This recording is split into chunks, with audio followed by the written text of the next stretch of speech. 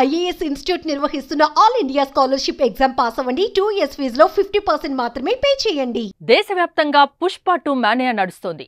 ఎక్కడ చూసినా పుష్ప బజ్. ఎందుకంటే పుష్ప 2 రిలీజ్ అయి ఫ్యాన్స్ ను, మూవీ లవర్స్ ని మెస్మరైజ్ చేస్తోంది. ఎర్రచందనం దొంగగా తన జీవితంలో ప్రారంభించి నియంతలా మారిన ఈ పుష్పరాజ్ కథ మన ఆంధ్రప్రదేశ్ ప్రాంతానికే లింక్ పెట్టారు.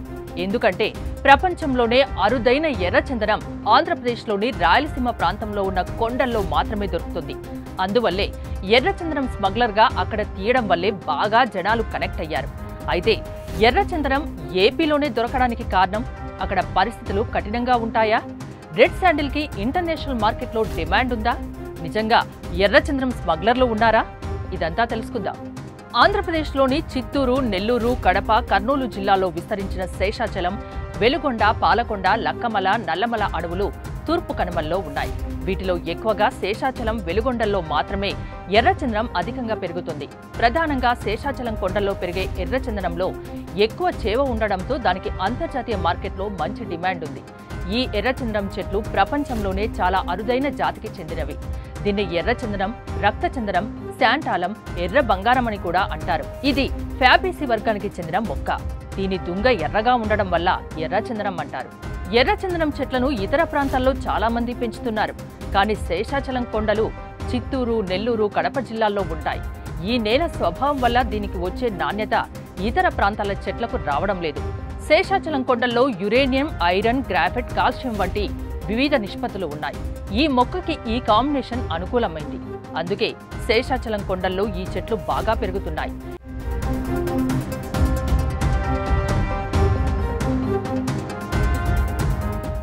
ఏ మొక్కలోనూ లేనటువంటి ప్రత్యేకమైన లక్షణాలు ఇందులో ఉంటాయి. అందువల్ల ఇతర ప్రాంతాల్లో పెరిగిన ఎర్రచందనం చెట్ల కలపకు అంత డిమాండ్ ఉండదు. చైనా, జపాన్ వాళ్ళు ఇక్కడి మొక్కల్ని తీసుకెళ్లి పెంచడానికి ప్రయత్నాలు చేశారు. అయినా అక్కడ పెరగలేదు. ఇక్కడ పెరిగే చెట్ల క్వాలిటీనే వేరు. ఎర్రచందనాన్ని రైతులు కూడా పెంచుతున్నారు. కానీ వాళ్ల పంటలకి ఇంత క్వాలిటీ రావడం లేదు. పెంచాలన్నా ఫారెస్ట్, రెవెన్యూ డిపార్ట్మెంట్ల నుంచి పర్మిషన్ తీసుకోవాలి. చిత్తూరు జిల్లాలో ఎక్కడ పడితే అక్కడ సాధారణంగానే పెరుగుతుంది. దీన్ని పెంచుకోవడానికి విరివిగా ప్రభుత్వం అనుమతిస్తే రైతులకు మంచి ఆదాయం వస్తుంది. ఎగుమతులు చేసుకోవచ్చు. శేషాచలం కొండల్లో పెరిగే మొక్కల్లో 20 సంవత్సరాల్లోనే చేవ వస్తుంది. రైతులు పెంచితే 30 నుంచి 40 సంవత్సరాల వరకు పడుతుంది. చైనా, జపాన్, రష్యాలలో ఎర్రచందనాన్ని వివిధ రూపాల్లో వాడుతుంటారు.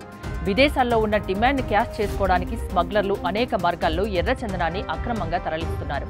చైనా, జపాన్లలో వంటింట్లో వాడే పాత్రలు, గిన్నెలు కూడా ఎర్రచందనంతో చేసినవి వాడుతుంటారు. సంగీత వాయిద్యాలు తయారు చేసి పెళ్లిళ్లలో బహుమతిగా ఇస్తుంటారు. చైనా, జపాన్తో పాటు రష్యా వాళ్ళు కూడా ఎర్రచందనాన్ని కొంటున్నారు. అందులో ఔషధ గుణాలు ఉన్నాయి. వయాగ్రా, కాస్మోటిక్స్, ఫేస్ క్రీమ్స్ లాంటి వాటిలో వీటిని వాడుతారు. అల్సర్ని తగ్గించే గుణం, కిడ్నీ సమస్యలు, రక్తాన్ని శుద్ధి చేయడం వంటి లక్షణాలు ఎర్రచందనంలో ఉంటాయంటారు. శేషాచలం అటవీ ప్రాంతం నుంచి ఎర్రచందనం అక్రమ రవాణా ఎలా జరుగుతుంది అంటే వీరప్పన్ తెలుసు కదా. ఎర్రచందనం స్మగ్లర్లకు ఆయన లెజెండ్.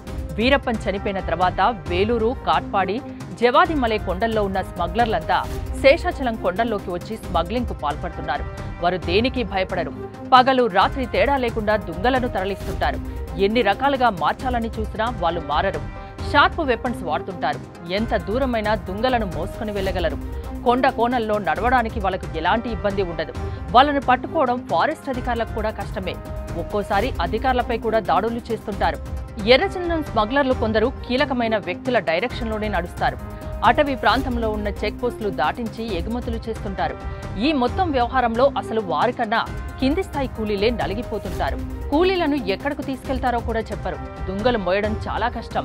కూలీలు అరెస్ట్ అయి జీవితాలు నాశనం చేసుకున్న వాళ్ళు కూడా ఉంటారు. ఎర్రచందనం అక్రమ రవాణాకు ప్రభుత్వం అడ్డుకట్ట వేస్తోంది. విదేశాలకు తరలిపోకుండా ఎర్రచందనం అక్రమ రవాణాకు అడ్డుకట్ట వేసేందుకు యాంటీ స్మగ్లర్స్ టాస్క్ ఫోర్స్ పనిచేస్తోంది. 2015లో ఏర్పాటైన ఈ టాస్క్ ఫోర్స్ లో police, forest, APSP, air force, civil police డిపార్ట్మెంట్ల సిబ్బంది ఉంటారు. తిరుపతి హెడ్ క్వార్టర్స్ గా ఇది పనిచేస్తోంది. శేషాచలం అడవుల్లో నిత్యం కూంబింగ్ చేస్తూ ఎర్రచందనం కూలీలు చెట్లు నరకకుండా ఇది అడ్డుకుంటుంది. టాస్క్ ఫోర్స్ సిబ్బంది మధ్య కమ్యూనికేషన్ చాలా ముఖ్యం. కానీ అడవుల్లో సెల్ సిగ్నల్స్ ఉండవు. దీంతో శాటిలైట్ ఫోన్లనే వాళ్ళు వాడుతుంటారు. సినిమాలో చూపించినంత ఈజీ కాదు. ఎర్రచందనం తరలించాలంటే పోలీసులకు దొరికితే వాళ్ళ జీవితాలు కేసుల్లో ఇరుక్కుపోయినట్లే. ఎర్రచందనానికి కాదు, ఎర్రచందనం టాపిక్ కూడా డిమాండ్ బాగా ఉందని పుష్ప సినిమా ప్రూవ్ చేసింది. అందుకే సిరీస్లుగా మూవీ తీస్తూ రికార్డులు క్రియేట్ చేస్తున్నారు. పుష్ప సిరీస్ ఎర్రచందనం క్రేజ్ను మరింత పెంచిందని చెప్పడంలో సందేహమే లేదు. ఇదే ఎర్రచందనం క్రేజ్.